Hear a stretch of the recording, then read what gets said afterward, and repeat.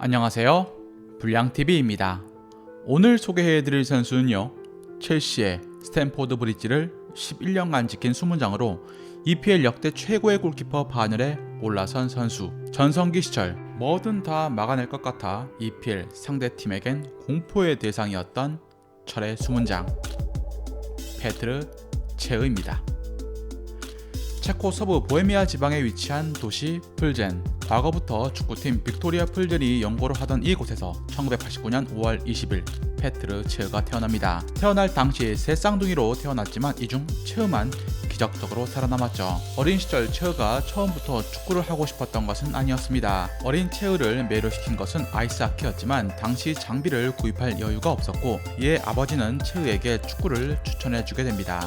축구를 접한 체흐의 첫 포지션은 공격수였죠. 빅토리아 풀전에 7살에 들어간 체흐는 10살 때 무렵 팀 연습에 골키퍼가 나오지 않자 임시로 체흐가 골키퍼로 나서기 시작을 했고, 당시 코치는 체흐가 골키퍼에 재능이 있다는 것을 알게 됩니다. 체흐는 1990년 월드컵을 보면서 골키퍼에 대한 흥미를 느끼게 되었고, 때마침 체흐의 키가 폭발적으로 성장하면서 골키퍼로의 신체적인 조건은 이상적으로 완성되고 있었습니다. 16세 때 키가 190cm까지 자랐고, 그의 성장을 눈여겨본 크벨 불사니가 잽싸게 계약서를 내밀었습니다. 이미 체코 연령별 대표팀의 골키퍼로 주목을 받았기 때문에 체흐의 데뷔는 1999년 17살의 나이에 이룰 수가 있게 됩니다. 체흐가 체코 최고의 명문 스파르타 프라하로 이적하는 데엔 단 1년이라는 시간밖에 들지 않았습니다. 이 과정에서 분데스리가의 브레멘도 영입전에 참전했지만 불사니가 요구한 금액과 맞지 않아 계약은 틀어지고 맙니다. 프라하와 5년 반이란 계약을 하게 되었고, 리그 강팀 프라하에서 1년간 뛰었지만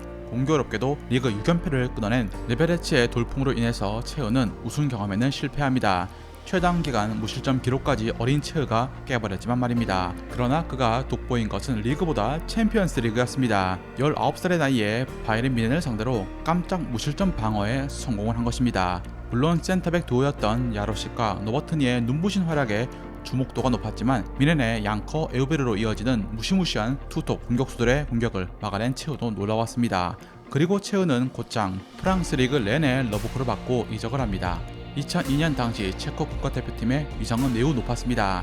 체흐는 21세 이하 체코 대표팀에서 유럽 정상에 이끈 핵심이었죠. 특히 U21 유로 결승전에서 시드니 고브를 중심으로 한 프랑스를 승부차기에서 꺾어버린 점은 체흐를 단숨에 슈퍼 유망주로 떠오르게 만든 결정적인 장면이었습니다. 프랑스 렌에서 첫해 파리 생제르맹전 경기 최우수 선수에 선정되는 등 흔들린 선방을 선보입니다. 그러나 렌은 최하위권을 벗어나지 못한 팀이었고, 다음 해엔 리그 9위 체의 야망을 채워주기에는 무리가 있던 팀이었습니다. 이때 그에게 접근한 팀이 바로 잉글랜드의 첼시였습니다. 첼시는 로만 구단주가 첼시를 인수하고 대대적인 개혁을 단행 중이었고, 이때 클라우디오 라니에리 감독은 팀의 리빌딩에 선두해서 선수를 영입을 했는데 그중 하나가 체이였던 셈이었습니다. 2004년 2월 120억의 첼시와 계약을 하게 되었고, 체흐는 유로 2004로 향합니다. 유로에 출전 당시 체코는 FIFA 랭킹 3위권에 드는 최고의 전성기에 올라선 팀이었습니다. 체흐는 준결승까지 진출하는데 혁혁한 공을 세우기도 했죠. 비록 그리스에게 패하며 끝나기는 했지만 분명 대회 토너먼트 최고의 선수는 체흐였습니다. 첼시와 계약은 2004년 2월에 했지만 합류한 시점은 여름이었습니다. 즉 유로에서 기대치를 한껏 끌어올린 후 첼시에 온 것이었죠. 그가 합류했을 땐 기존의 주전 꿀리는 쿠디치니였습니다. 그런데 프리시즌 쿠디치니가 팔꿈치 부상으로 이탈하게 되자 무리뉴 감독은 자연스럽게 체흐에게 첼시의 골문을 책임지도록 합니다. 체흐는 EPL 데뷔 경기였던 맨유전에서 무실점으로 1대0 승리에 기여하는 것을 시작으로 어마무시한 선방쇼가 펼쳐집니다. 2004년 12월 18일부터 2005년 3월 5일까지 체흐는 1025분 무실점 기록이란 새로운 기록을 만들게 됩니다. 게다가 2004-2005 시즌 말미에는 25경기 무실점 경기를 만들어버리고 말았죠. 골든글러브는 그의 차지였고, 첼시는 리그 우승을 차지합니다. 체흐는 단 2경기만 쉬었을 뿐이었죠. 다음 시즌이었던 2005-2006 시즌 역시 첼시는 다시 한번 리그 우승을 차지했고, 이때부터 체흐는 세계 최고의 골키퍼 반열에 올라서게 됩니다. 선수 생활 최초로 체코 올해의 선수상까지 휩쓸었습니다. 그리고 2006년 독일 월드컵 유로 2004의 아쉬움을 털어버릴 찬스가 옵니다. 그러나 체코는 마지막 경기였던 이탈리아전에서 무너지면서 16강 진출에 실패하고 맙니다. 어찌 보면 2000년대 초중반 체코는 가장 이상적인 전력을 갖췄던 전성기였기 때문에 이 대회가 마지막 희망이었던 셈이었습니다. 월드컵의 슬픔을 뒤로하고 첼시로 복귀한 채우는 2006년 10월 레딩턴에서 스티븐 헌트의 무릎에 그만 의식불명 상태에 빠지고 맙니다. 급히 두개골 수술에 들어갔고 그가 그라운드에 복귀하는 데는 3개월이란 시간이 걸렸습니다. 하마터면 선수 생활뿐만 아니라 크게는 생명에도 위협이 될 만한 사건이었기 때문에 그가 선수로 복귀한 것은 기적에 가까운 것이었습니다. 물론 이후부터 채은은 머리 보호대를 은퇴까지 쭉 쓰게 됩니다. 엄청난 큰 충격으로 기량 후퇴에 대한 우려도 있었지만 채은은 2007년 3월 8번의 무실점에 성공을 하면서 첫 이달의 선수상을 수상합니다. 골키퍼가 이달의 선수상을 수상한 것은 폴 로빈슨 이후 무려 7년 만의 일이었습니다.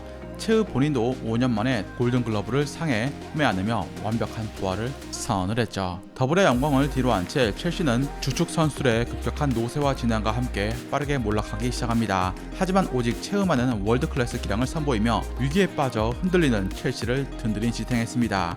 2010-2011 시즌 첼시 올해의 선수는 놀랍게도 채우였습니다. 커리어에 있어 채우 유일의 리그 전경기 풀타임으로 모두 뛰었고 리그 최소 실점 팀에 기여한 바가 컸기 때문이었습니다. 이제 채우의 목표는 챔피언스리그 우승이 되었습니다. 2008년 맨유와 결승전 승부차기에서 호날두의 슛을 막아냈지만 석패했던 기억이 있었고 털어내고 싶었습니다. 대망의 2011-2012 시즌 골키퍼로는 29살이면 최고 전성기에 올라왔을 무렵이었죠. 그는 챔스에서 뛰어난 선방으로 첼시를 결승에 올려놓았고 결승전 미넨전도 로번의 페널티킥을 막아내는 장면은 역시 채우라고 지켜 세워줄만 했습니다. 그리고 승부차기까지 2번의 슈퍼세이브. 채우는 이미 4년 전 모스크바에서 패배를 통해서 승부차기 분석의 중요성을 그 누구보다 잘 알고 있었습니다. 물론 극적인 장면은 드록바에게 각인되었지만 채우의 선방 없이는 첼시의 챔스 우승은 이룰 수가 없었던 것입니다.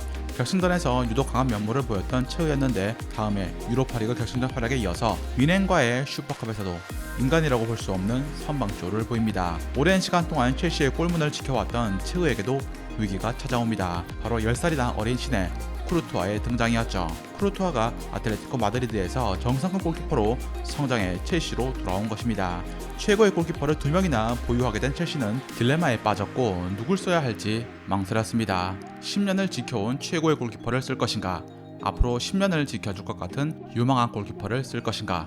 결국 무리뉴 감독은 채우 대신 쿠르투아를 선택합니다. 매년 리그 3,000분 이상 뛰던 채우가 2014-2015 시즌 리그 600분 출전에 그치자 이적을 하기로 결심합니다. 33살의 골키퍼로 아직 현역으로 무리가 없었고 아스날의 벵거 감독은 채우와의 대화에서 150억이면 데려올 수 있음을 알게 됩니다. 애초에 첼시 계약 중 어느 정도 금액 이상이면 다른 팀으로 이적할 수 있는 조항이 있었고 채우 입장에선 가족 때문에 런던에 남고 싶어하는 열망이 컸습니다. 무리뉴 감독은 답답했지만 로만 구단주에게 채우는 구단에게 헌신했던 존재였기에 그가 원하는 대로 아스날로 보내주게 됩니다. 아스날에서 채우는 과거 전성기 때만큼의 포수는 아니었지만 그래도 든든하게 골문을 지켜주었고 시즌 클린시트 16회로 골든글러브를 수상합니다. 첼시의 당시 성적이 안 좋았기 때문에 채우를 그리워하는 팬들도 많았죠.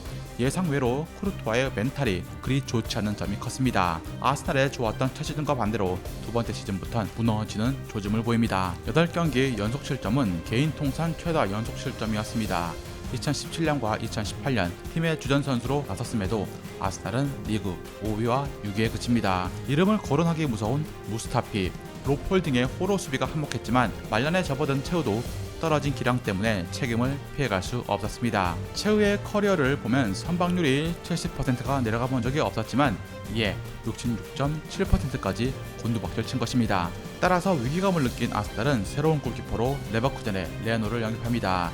2018-2019 시즌 6라운드 에버턴전 경기 최우수 선수에 선정된 36살의 채우는 이 경기 이후 완전히 주전 자리에서 물러나게 되었고 유로파리그에서 맹활약합니다. 유로파리그 마지막 결승전이 친정팀 첼시였습니다. 우승을 내준 채우였지만 너무나 큰 전력 차이만 확인해야 했죠.